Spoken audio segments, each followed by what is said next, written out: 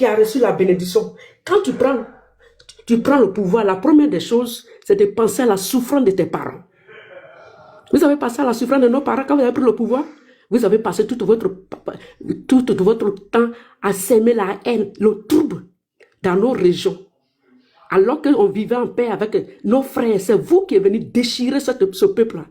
Et puis vous ne voulez pas vous ressaisir, vous voulez montrer à la communauté internationale que vous êtes des victimes. Vous n'avez jamais été des victimes, vous êtes des barbares. Vous êtes des barbares. Vous voyez comment le pays est calme. Vous voyez comment le pays est calme. Depuis que le président Alassane Ouattara est là. Si ce n'est pas vous qui appelez à la haine, je vais vous dire une chose. Pourquoi je veux être maudit? Aristide Diéguié, quand Dia Camara qui est un ministère des Affaires étrangères, Aristide Diéguié est venu ici pour dire l'État a mis l'argent en place pour que celui qui va avoir les entreprises puisse aller créer entreprise en Côte d'Ivoire. Aristide Diéguié est venu ici, n'est-ce pas? Ou bien tu n'es pas au courant? Toutes les autres personnes, ils ont pris l'argent, ils sont partis investir, ils sont devenus des milliardaires aujourd'hui. Vous, qu'est-ce que vous avez fait? Vous n'avez rien fait. Vous n'avez pas pris cet argent pour aller créer des emplois pour que vos frères travaillent. Qu'est-ce que vous avez fait? Vous avez cotisé l'argent ici en 2020 pour aller donner nos frères de l'Ouest, pour aller casser les biens des gens. Ils sont où aujourd'hui? Ils sont en prison. En 2025, vous avez fait pareil. Vous avez fait des panels pour cotiser l'argent pour aller donner à nos frères. Ils sont en prison. Qu'est-ce que vous faites pour les enlever en prison? C'est-à-dire, si ce n'est pas une malédiction, comment vous pouvez vous asseoir en Europe, cotiser l'argent rien que pour amener vos frères en prison? Ou bien les amener à l'abattoir. Vous êtes un parti politique maudit. Ok? Vous êtes un parti, quand on regarde vos parcours, votre vie, vous êtes maudit. À part insulter les gens, accuser les gens, manipuler les gens, qu'est-ce que vous avez fait? Rien d'autre.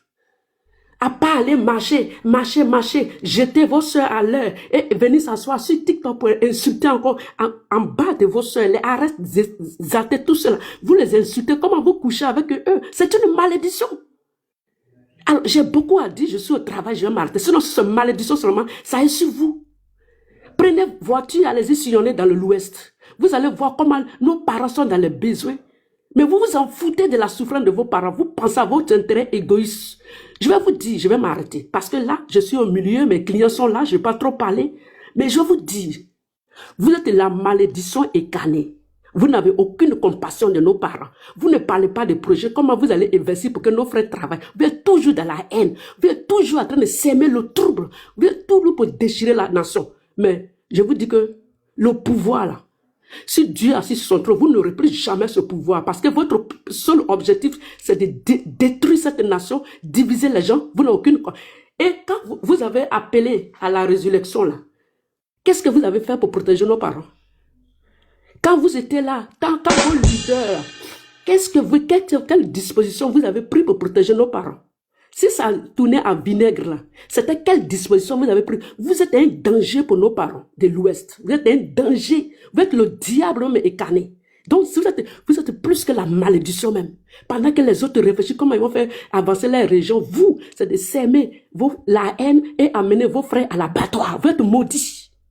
Et ça se voit. L'humanité sait que vous êtes un parti politique maudit.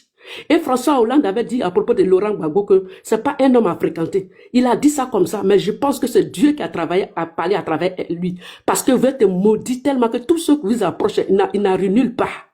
Il n'arrive nulle part. Ok? Donc, ce que j'ai dit là, ça se voit. Le monde entier voit que ça se voit. C'est pour ça que vos prières à la con là, Dieu va jamais exaucer. Mais